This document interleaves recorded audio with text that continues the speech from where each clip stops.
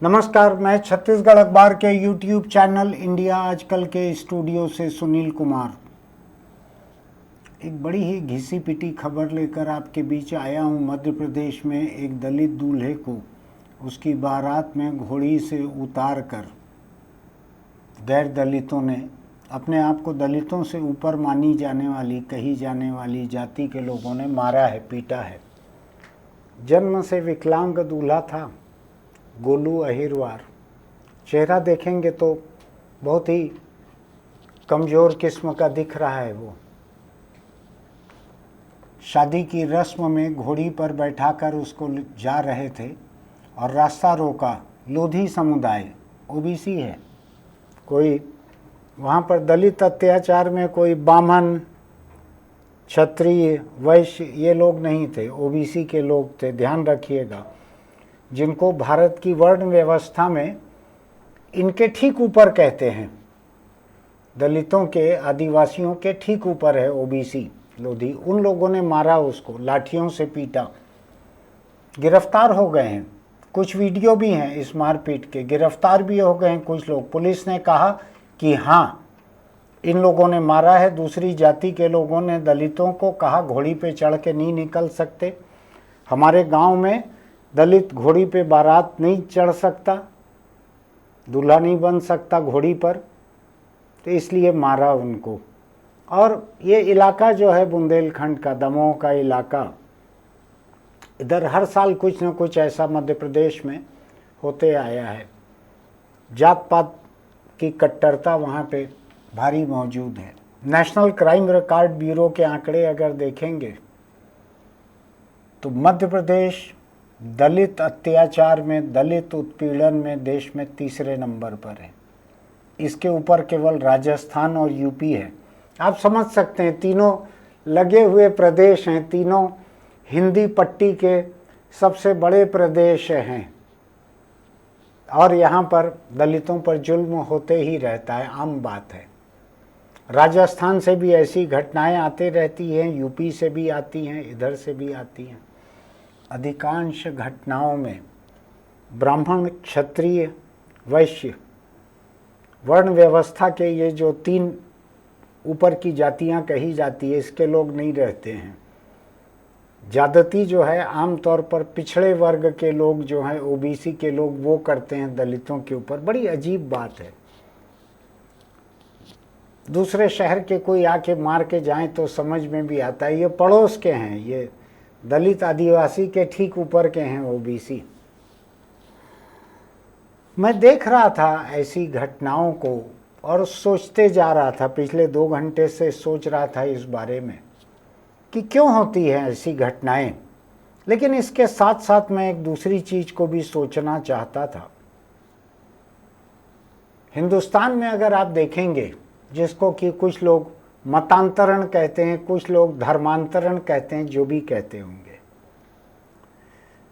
इसमें दलित सबसे ज़्यादा संख्या में हिंदू धर्म छोड़कर दूसरे धर्म में जाते हैं। अंबेडकर के समय शुरुआत हुई थी, एक दिन में शायद 6 लाख या कितने दलित जो हैं वो बौद्ध बने थे। नागपुर में दीक्षा भूमि नाम की जगह है, 6 लाख लोग शायद एक दिन में बने थे, दलित से बौद्ध। हिंदू समाज के भीतर सबसे तिरस्कृत, सबसे दलित थे वो। इधर छत्तीसगढ़ जैसे इलाके में दलित शब्द पे कुछ लोगों को आपत्ति रहती है, लेकिन महाराष्ट्र, जहाँ पे सबसे ज़्यादा ज्यादतियाँ उस वक्त देखी गई थी, वहाँ पर आप देखेंगे तो दलित साहित्य है, दलित पैंथर, दलित कई किस्म के संगठन हैं, वो दलित शब्द को बुरा नहीं मानते हैं।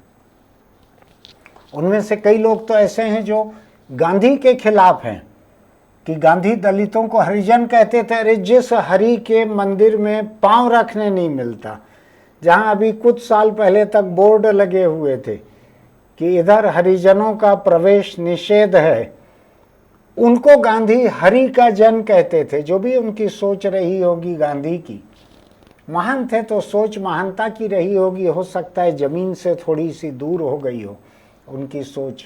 दलितों का एक बड़ा तबका गांधी का सम्मान नहीं करता है। उनका कहना है ये हरिजन कहते थे हमको, और इनके पूरे राज में हमको उसी हरि की तरफ ठेलने की कोशिश की गई थी जिस हरि के यहाँ हमारी कोई जगह नहीं है। तो अभी बहुत सारे दलित जो हैं बौद्ध बनते हैं, कुछ एक दलित कुछ प्रदेशों में मुस्लिम बनते हैं, कुछ दलित ईसाई भी बनते हैं अलग अलग जगहों पर। तो ये सोचने की ज़रूरत है कि हिंदू धर्म छोड़कर दूसरे धर्म में जाने वाले लोग कौन हैं। तो देश में सबसे बड़ा जो मतांतरण या धर्मांतरण होता है उनमें से एक, शायद सबसे बड़े दो में से एक, दलितों का हिंदू धर्म छोड़कर किसी दूसरे धर्म में जाना, ध्यान रखिएगा। दूसरा मैं बतलाता हूं आपको, आदिवासियों का ईसाई होना।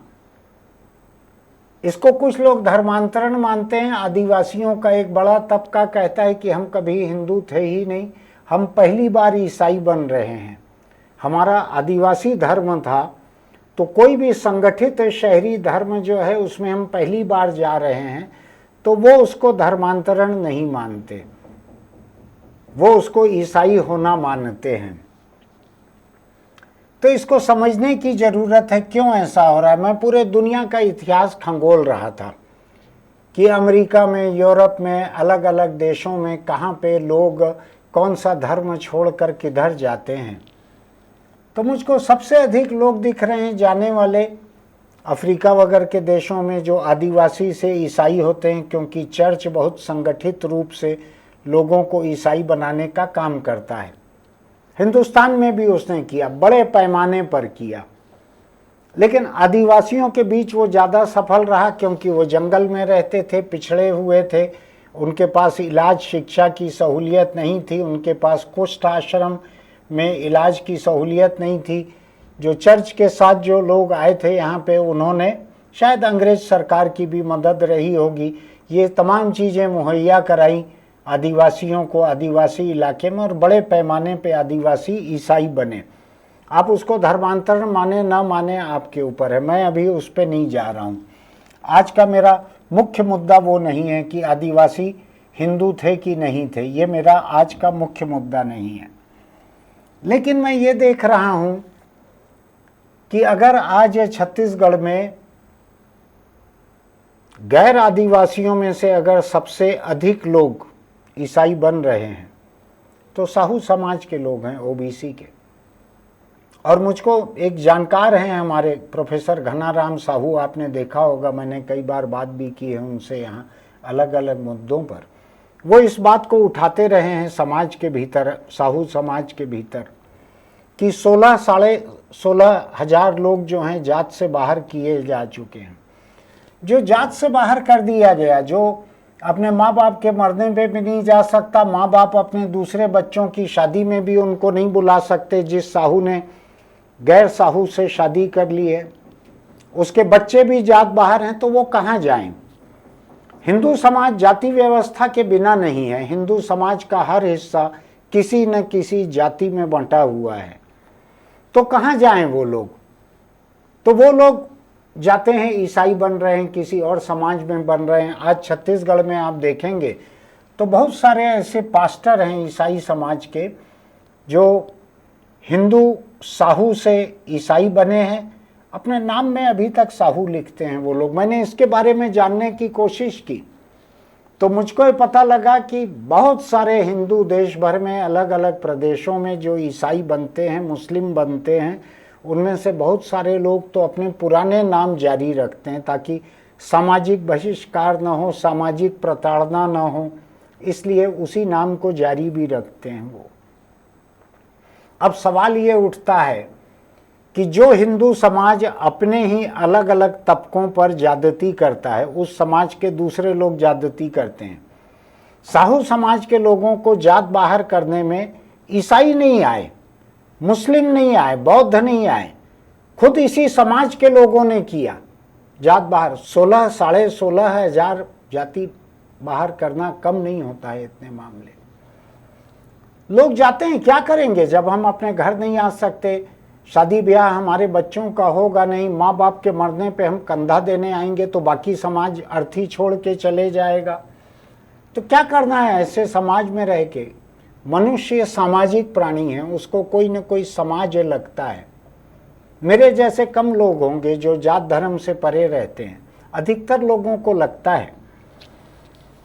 तो ऐसे लोग किसी दूसरे धर्म में चले जा रहे हैं जहां उस धर्म की मूल धारा में उनको लिया जाएगा। हिंदू धर्म की मूल धारा में तो जगह है नहीं, उनको निकाल के बाहर फेंक दिया गया है। दलित दूल्हे को घोड़ी से उतार कर पीटा जा रहा है।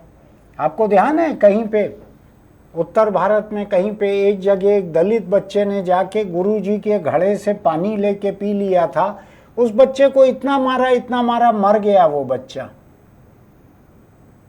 उसका जुर्म यही था कि उसने एक किसी ऊंची कही जाने वाली, मैं ऊंची नीची जात नहीं मानता, ऊंची कही जाने वाली जात के गुरुजी के घड़े से पानी पी लिया था। उसको पीट पीट कर मार डाला था। ऐसी कई घटनाएं होती है।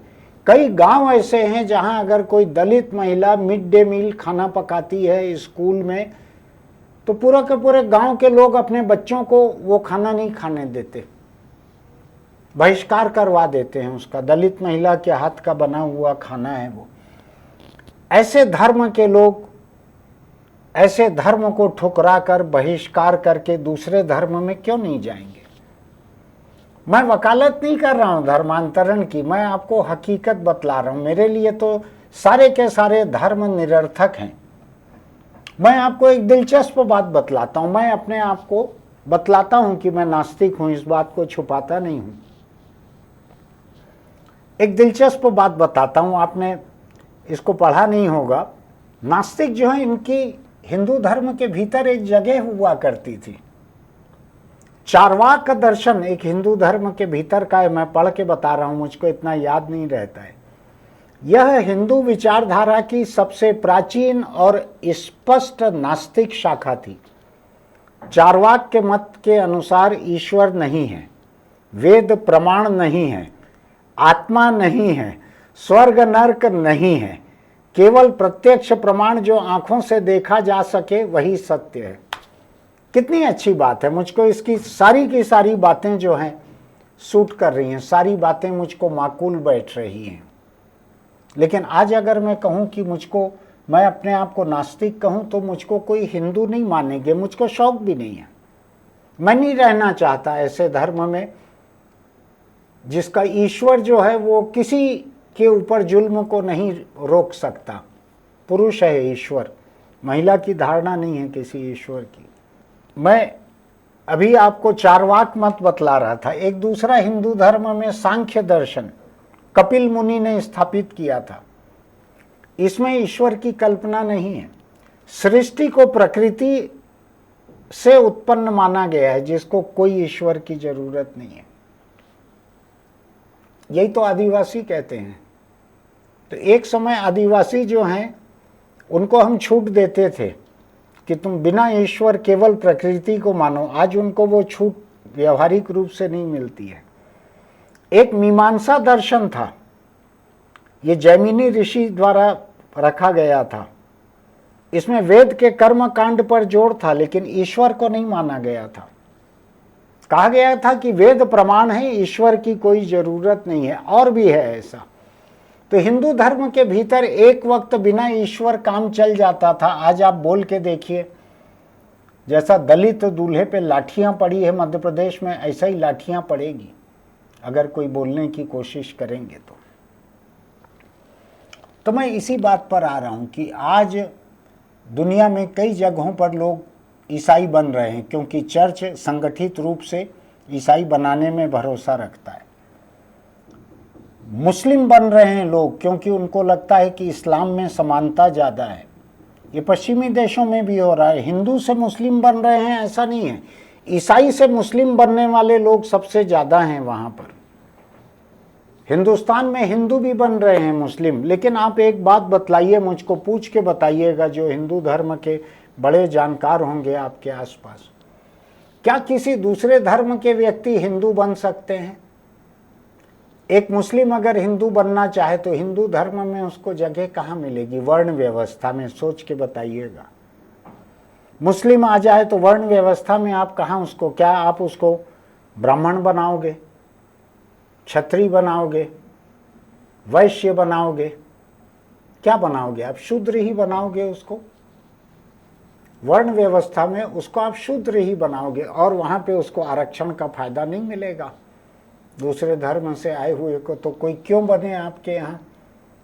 आप अनारक्षित तबके जो हैं ब्राह्मण क्षत्रिय वैश्य उसको बना नहीं रहे, किसी दूसरे धर्म से आने वाले को किसी को नहीं बनाते आप। वो हमारा रिजर्व है, हमारा ऊपर का है। नीचे आप दलित बनाते हो सबको, जो सबसे नीचे है, पांव से जिसको कुचला जा सके, दला जा सके जिसको, वो बनाने के लिए आप क्यों आएंगे लोग आपके यहाँ? क्या कोई ईसाई आपने देखे हैं बड़े पैमाने पे जिसको आप हिंदू बना लो? ऑपरेशन घर वापसी कहीं कहीं चलता है, ये उन लोगों का है जो अभी कुछ अरसा पहले आदिवासी से ईसाई बने थे। अब आप ईसाई से उनको पांव धो के हिंदू बना रहे हो, लेकिन वो आदिवासी के आदिवासी हैं। वो कोई भी धर्म में चले जाए आदिवासी, उनका आरक्षण जारी रहता है, ध्यान रखिए। दलितों के साथ ये नहीं है। तो दूसरे धर्म के लोग क्यों आएंगे दलित बनने के लिए? आपका धर्म जो है बिना वर्ण व्यवस्था के नहीं है, बिना जाति व्यवस्था के नहीं है। और किसी भी दूसरे धर्म से आने वाले के लिए आपके यहाँ दलित कैटेगरी ही बाकी है, दलित तबका ही बाकी है। नहीं आना चाहते लोग। इसलिए अगर धर्मांतरण कहीं पे होता है किन्हीं भी वजहों से, लालच से होगा, पैसे से होगा, दबाव से होगा, डर से होगा, मर्जी से होगा, जैसे भी होगा, तो वो हिंदू से बाहर हो रहा है। दूसरे धर्मों से हिंदू धर्म में वापसी नहीं हो रही, दूसरे धर्मों से हिंदू धर्म में दाखिला नहीं हो रहा। जो अभी हाल फिलहाल में 2-4-5 पीढ़ी में जो गए होंगे, ईसाई बने होंगे, उनमें से कुछ गिने चुने लोग वापस आ रहे हैं और कोई नहीं आ रहे। तो मेरा ये कहना है कि जिनको हिंदुत्व की फिक्र है, जिनको हिंदू धर्म की फिक्र है, जिनको लगता है कि हिंदू खतरे में है, वो ये सोचें कि खतरा है कहाँ। आज कोई उधर के खाड़ी के देशों से कोई तलवार लेके आके कोई आक्रमण करके लोगों को मुस्लिम बना रहे हो, ऐसा नहीं है। अभी तो 5 सदी हो गई है देश को आज़ाद हुए, अभी तो कानून इस देश का लागू है, यहाँ पे पुलिस है, अदालत है, सब है। अभी चर्च और अंग्रेज भी नहीं आ रहे हैं बाहर से कि वो लोग आके बड़े पैमाने पर कर लें। अभी जो हो रहा है उसमें से बहुत बड़ा हिस्सा अपने मर्जी से लोग छोड़ के जा रहे हैं, उनके बारे में सोचिएगा। बस मैं इतना ही कहना चाहता हूँ। और ये भी सोचिएगा कि क्या अगर दूसरे धर्म से कोई लौट के हिंदू बने तो उनके लिए आपके पास जगह कहाँ पे है? आदिवासियों की घर वापसी को मत गिनाइएगा, उनको संविधान में छूट मिली है कि वो किसी धर्म में जाएं, कहीं भी रहें, बिना किसी शहरी आधुनिक धर्म के केवल आदिवासी रहें, उनका आरक्षण जारी रहेगा। ये कोई हिंदू समाज के लोग उनको कोई रियायत नहीं दे रहे हैं, ये संविधान से उनको मिला हुआ है। केवल उसी के थोड़े से लोग जो हैं उनसे घर वापसी की तस्वीरें बनती हैं। सोच के देखिएगा कि हिंदू समाज को लोग छोड़ के क्यों जाते हैं बाहर? क्या यहाँ की क्रूर हिंसक जाति व्यवस्था की वजह से जा रहे हैं छोड़कर बाहर? मुझको बड़ी फिक्र है हिंदू धर्म की और हिंदुत्व की। मैं नहीं हूं हिस्सा उसका, लेकिन देश में जो हवा है कि हिंदुत्व खतरे में है, हिंदू खतरे में है, तो मैं सुन के डर जाता हूं। देश में कोई भी खतरे में क्यों रहे? तो मैं बड़ा डरा सहमा हूं हिंदू के खतरे में रहने से। 80% के करीब आबादी है, या 80 करोड़ आबादी है हिंदुओं की। ये अगर खतरे में है तो पूरे देश में खतरनाक माहौल है। मैं बहुत फिक्र में हूं उसको लेकर।